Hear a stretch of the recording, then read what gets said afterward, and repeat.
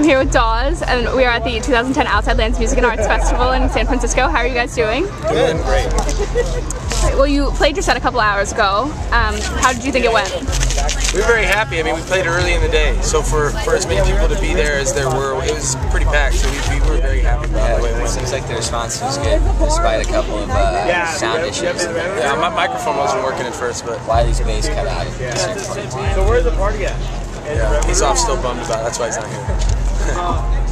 Alright, so you guys are getting a lot of buzz lately. Did that add any pressure to your performance? I mean, yeah.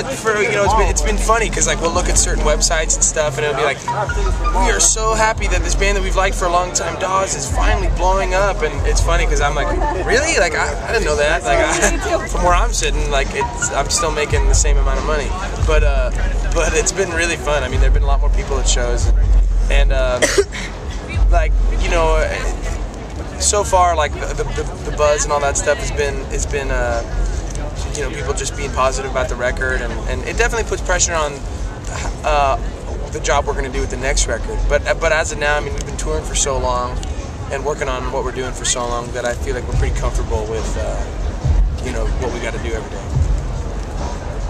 Alright. So I was in the crowd, and I'm not gonna lie, the girls were like, swooning. Do you enjoy all the attention that you've been getting from the female gender? No. No? No. Is that a yes? Definitely. Yeah, I mean, it's when a beautiful girl likes you and wants to talk to you, it's a wonderful thing. But sometimes it's unfortunate when like that same girl wouldn't have spoken to you until she found out that you were in the band. But I mean, I'll take what I can get. What about you? I like it. You like it? And how could you not? You know? As long as this guy isn't stealing all the ladies. Does that happen a lot? No. Whatever the bass player. That's why he's gone. I'm sure. A lot of reasons why he's gone. Okay. Well, you just played Lollapalooza, and you played Bonnaroo earlier this year, right? Is that right? Yeah. And then Newport and Sasquatch, we do a lot of festivals. Yeah. So how is Outside Lands different than those? Well, I mean, the obvious like food and wine thing was pretty there. Oh, really? There's a lot around. I had some white. But yeah, just like most places, it's like cheeseburgers, nachos, hot dogs, and so for this place to be so like concerned with like really bringing San Francisco's finest food is so cool. I mean that really that really is a big game changer for us. We love eating good food, so that makes the festival a lot better. Korean tacos for breakfast. This is gonna be really creepy, but I actually saw you eating Korean tacos this morning. Incredible. They're amazing. Really?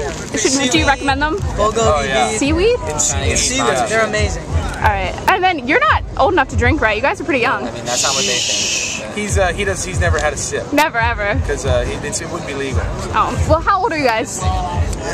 What? How old are you guys? I'm 24. Oh, me 25 in 2 days. Oh. Well, happy early birthday. Thanks. How old are you?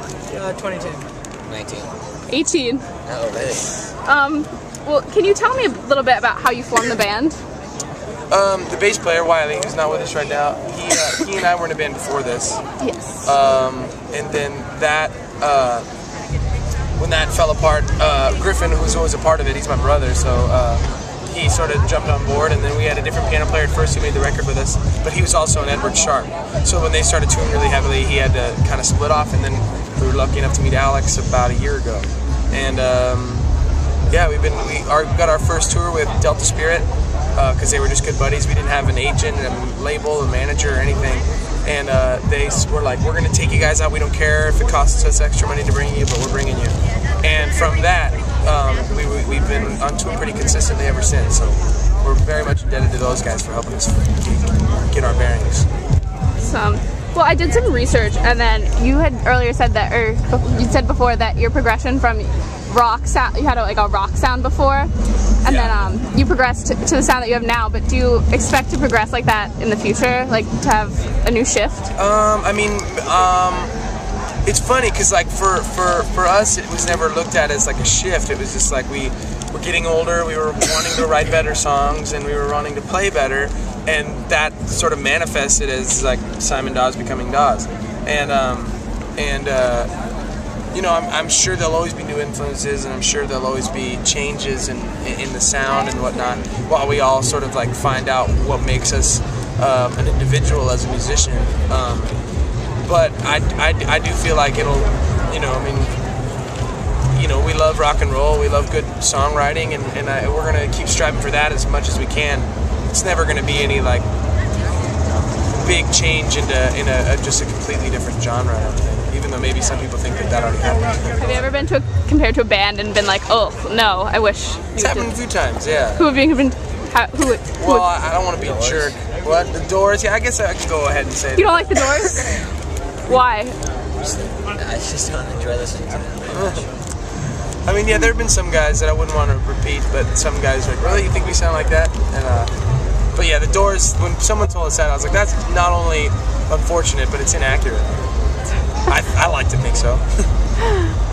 Well, North Hills was released about almost a year ago, and has it been receiving the response that you'd hope for?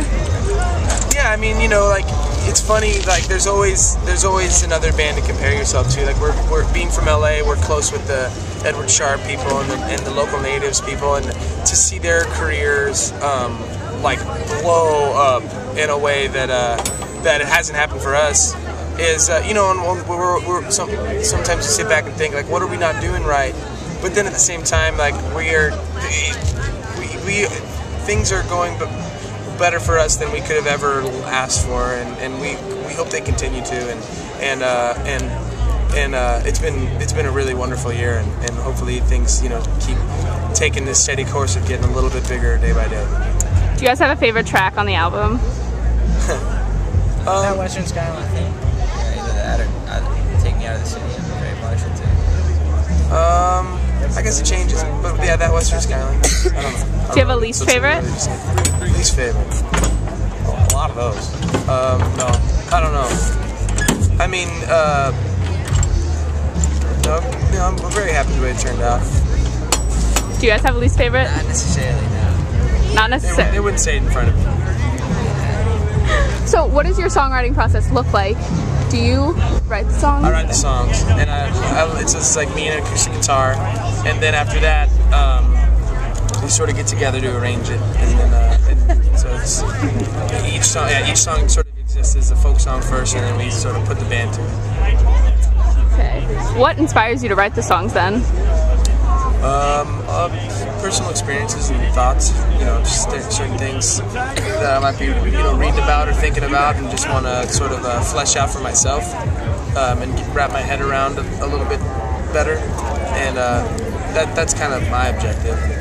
And what inspires you guys to play your? I mean, it's kind of all I've done my entire life. So. Yeah, I mean, It's just kind of part of music it. and seeing the crowd react. Did you think of the crowd? Seeing the other band members react. Did you guys have good reactions, and did the crowd have a good reaction today? Yeah. Yeah, I love the crowd today.